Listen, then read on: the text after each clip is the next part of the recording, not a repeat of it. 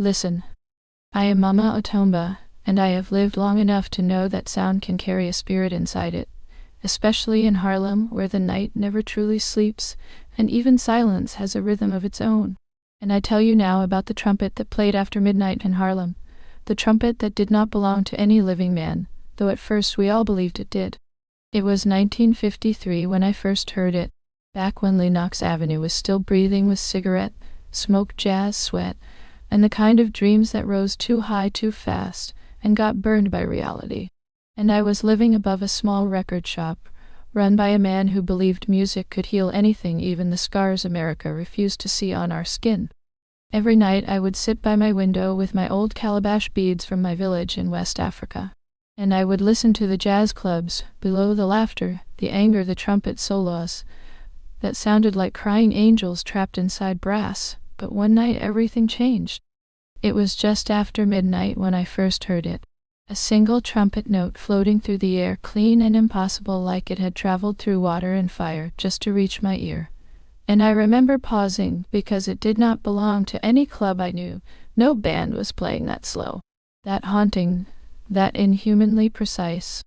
The sound came again, 3 notes, this time rising and falling, like a question being asked to the sky, and I felt something in my bones shifted. Something old inside me that remembered desert winds and ancestors who spoke through drumskin and bone flute. I went down to the street. Though old women in Harlem at that time did not go wandering after midnight, unless they were either brave or foolish, but I was neither. I was simply called. The street was empty, except for a thin fog rolling low like smoke from a forgotten ritual. And the street lamps flickered as if they were listening too, and then I saw him, a man standing outside the Blue Serpent Club, holding a trumpet that shimmered faintly even in the dark. He was not a musician I recognized, not from any band that played there, and his suit looked too old, too perfectly pressed, as if it had been preserved from another decade entirely. And when he lifted the trumpet again, I felt my chest tighten, because I knew without being told that what he was playing was not meant for human ears alone. The melody that came out was not jazz as we knew it, not Duke, not Basie, not even the wild sorrow of Coltrane who would come later, but something older, something that had once been sung in villages where spirits walked openly among the living, and the dead shared fire with the living without fear. As he played, I saw things in the corners of my vision, shadows that moved against the direction of the music, faces forming and dissolving in the fog, and I heard whispers in a language my grandmother once warned me never to answer after sunset. I stepped closer, though every instinct told me to turn away, and I asked him who he was. But he did not stop playing, did not even look at me, as if I were already part of the audience of something much larger than myself. Then the trumpet changed, and the sound bent in a way that made my stomach twist, because suddenly I recognized it not as a song I had heard in Harlem, but as a ritual call from my own land, the kind used to summon ancestors during times when the boundary between worlds became thin. I felt the beads around my neck grow warm, almost burning, and I knew then that something had crossed over, something that should have remained buried in sand and bone and forgotten prayers. The man finally lowered the trumpet and turned his eyes toward me, and I saw that his pupils were too still, too deep, like wells without water, but full of memory, and he said nothing, but I heard a voice inside my head that was not inside my head, telling me that the music had chosen this street this night, this city of restless souls. Behind him, the Blue Serpent Club's door opened briefly, and I saw dancers inside moving too slowly, as if they were underwater. And I realized none of them were reacting to the trumpet outside, which meant either I was the only one hearing it, or I was the only one still fully alive in the moment it was being played. Then the trumpet sounded again, and this time it was louder, and I swear on everything my ancestors taught me to fear and respect, the air itself cracked like glass, and something on the other side of reality began to answer. And just as I took a step back, the man finally spoke for the first time, saying only this: they heard it in the desert before they heard it in Harlem, and when he said that, I understood that this was not the beginning of the story, but something that had already been going on long before I ever heard that first note at midnight. I am Mama Otomba, and when he spoke those words about the desert, something inside me tightened like a drumskin pulled too hard before the strike, because I knew deserts do not forget sounds, they swallow them, and keep them alive under the sand, until someone foolish enough or chosen enough, calls them back. And in that moment, the trumpet in his hands felt less like an instrument and more like a key turned in a lock I had been warned about since I was a child.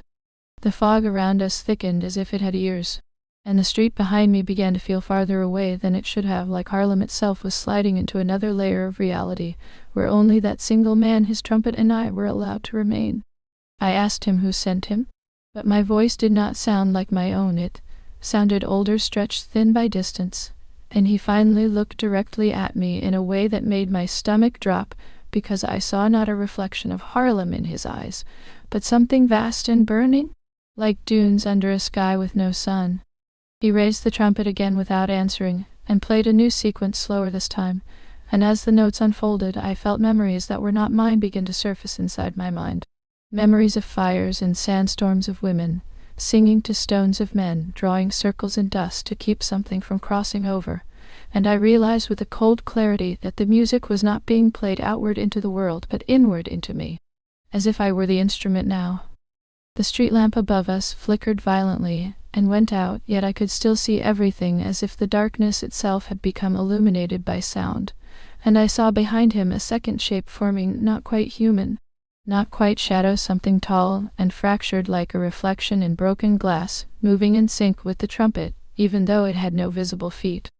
I took a step back again, reaching for the beads at my neck, pressing them hard enough to feel pain, because pain keeps you anchored when spirits start to test the edges of your reality, and I whispered the old words my grandmother taught me, not to summon anything, but to remind myself I was still in my body and not already lost to the sound. The man lowered the trumpet slightly, as if amused or perhaps curious, and the voice returned, not from his mouth this time but from everywhere at once, telling me that the music was carried here through bloodlines that crossed oceans, through stolen songs and forgotten rituals buried under church hymns and jazz improvisations, and that Harlem was only the latest stage where the sound had chosen to complete its cycle. I asked him what he wanted from this place, from me, and the fog behind him seemed to answer before he did, forming shapes that looked like horns, like hands, like faces pressed against invisible glass, trying to remember how to breathe. He finally spoke again, softer this time, saying that the trumpet does not want anything it remembers, and what it remembers must be heard, or it will begin to rewrite the listeners instead. And as he said that, I heard faint echoes of other cities inside the trumpet's tone, cities I had never visited but somehow recognized, places where similar sounds had already broken through and left behind silence that no one dared name. The Blue Serpent Club behind us suddenly went quiet, the music inside it stopping mid-note, as if every musician had frozen at once. And I knew without looking that everyone inside was now listening to the trumpet, whether they wanted to or not. The man stepped closer to me, close enough that I could smell something on him that was not sweat or cologne, but dry earth after lightning, and he said I was part of it now, because I had heard the call without turning away, and I felt a deep anger rise in me then, because I have lived too long to accept fate as something decided by sound alone, and I told him that whatever this thing was, it did not own Harlem, and it did not own me. At that, the trumpet snapped into a single sharp note that cut through the air like a blade, and for a moment everything froze, even the fog, even the fractured shadow behind him, and in that silence I saw something terrible and beautiful. I saw the desert he spoke of stretching beneath Harlem like a buried memory. I saw jazz clubs built on ancient ritual circles. I saw musicians unknowingly repeating patterns older than their names, and I understood that the music had always been here, waiting under the city, like a sleeping god. Then the note released, and reality returned with a violent shudder, and I nearly fell to my knees as the street reassembled itself around us. But the man was still there, and now I noticed something worse, something I had not seen before. The trumpet had no valves anymore, only a smooth, continuous shape, as if it was not manufactured but grown. He told me softly that there is one final performance left, one convergence where all the echoes that have ever been played will gather in a single night, and that Harlem had been chosen because it already knew how to turn suffering into music. As he said this, I heard footsteps behind me that did not belong to anyone visible, and I knew then that I was no longer alone in hearing the trumpet, and whatever was coming through it was beginning to arrive. I did not turn around when I heard those unseen footsteps, because in my life I have learned that what you refuse to acknowledge cannot always harm you, but what you accept without understanding can follow you forever. And instead I kept my eyes on the man with the trumpet as the air around us began to thicken again, not with fog this time, but with something heavier like memory itself gathering weight and pressing down on the streets of Harlem. The Blue Serpent Club doors swung open without wind, and for the first time I saw the musicians inside clearly, every one of them standing still with their instruments lowered. Their eyes glazed as if they were listening to something far beyond the room, and I realized the trumpet was no longer just outside in the street, but everywhere at once, inside walls, inside the very rhythm of the city. The man lifted the instrument again, and this time did not play immediately. He simply held it as if waiting for permission from something larger than both of us, and the fractured shadow behind him grew taller, splitting into multiple outlines like a crowd of figures trying to emerge from a single body. I felt the beads at my neck grow so hot they nearly burned my skin, and I knew the ancestors were close now, not as comfort but as witnesses, because when old forces gather, you are never alone even when you wish to be. I stepped forward despite every warning in my blood, and told him that Harlem was not a desert, and would never become one, that this place was built on voices that refused to be buried. And as I spoke the words, I heard my own voice begin to blend with others, some in languages I had never studied but somehow understood in my bones. The man finally raised the trumpet fully and said that the final convergence was already beginning, that every place where the sound had ever escaped its origin was now bending toward this moment. And as he said it, the street beneath us seemed to ripple like water, revealing for just a heartbeat something vast underneath a landscape of sand, and broken instruments and endless footprints, circling.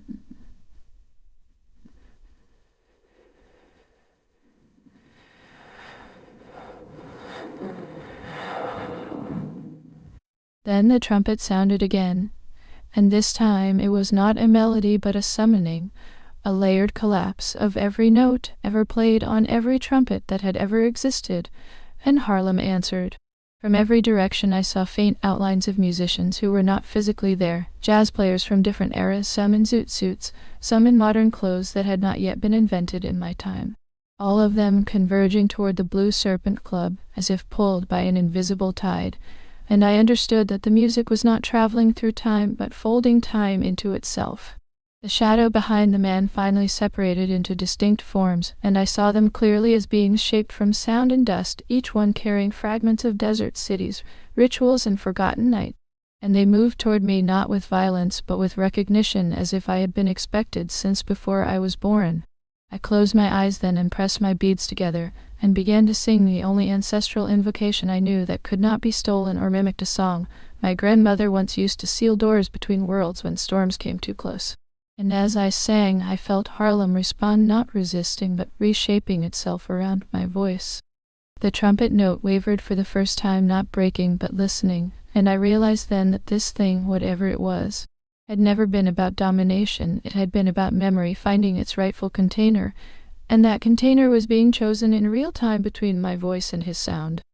The man took a step back as if suddenly unsure, and for the first time I saw something like fear in his empty, deep eyes, not fear of me but fear of being forgotten again if the music was not completed properly. And I understood that he was not the origin of the trumpet, but one of its keepers, bound to continue playing until the cycle was either completed or broken. I opened my eyes and walked directly toward him, placing my hand over the trumpet's bell, and the moment I touched it, I felt every note it had ever carried flood through me, deserts collapsing into jazz clubs, slave songs merging with midnight solos, cries of grief turning into improvisation, and I almost lost myself inside it, almost became just another echo. But instead I did something my ancestors taught me in silence. More than in speech, I chose what to carry and what to release. And I pushed back into the instrument not resistance but definition, telling it through presence alone that Harlem would not be erased or rewritten, only remembered on its own terms. The sound fractured, not violently, but like glass cooling after fire, and the shadow forms hesitated, then slowly began to dissolve back into the air as if released from obligation. The man lowered the trumpet fully now, and the city fell into a silence so deep it felt like the first breath after drowning, and in that silence I knew the convergence had ended, but not disappeared. He looked at me one last time and said the music would return in another place, another night, another city that forgot it was built on echoes. And then he stepped backward into the fog, and was gone without sound. The Blue Serpent Club lights flickered back on, and the musicians inside slowly resumed movement, as if waking from a shared dream they could not fully remember, and Harlem began to breathe again in its ordinary rhythm. But I knew nothing was truly ordinary anymore. As I stood alone in the street, I realized the trumpet was gone, but its absence was not empty. It was full, like a wound that remembers the shape of what left it. And I understood then that I had not stopped the music, I had simply agreed to become part of its memory in a different way, as the one who listens and remembers without letting it consume the living. And even now, when midnight settles over Harlem and the air grows still enough to hear beneath it, I sometimes swear I can hear a single distant note, not calling me anymore, but acknowledging that I am still listening.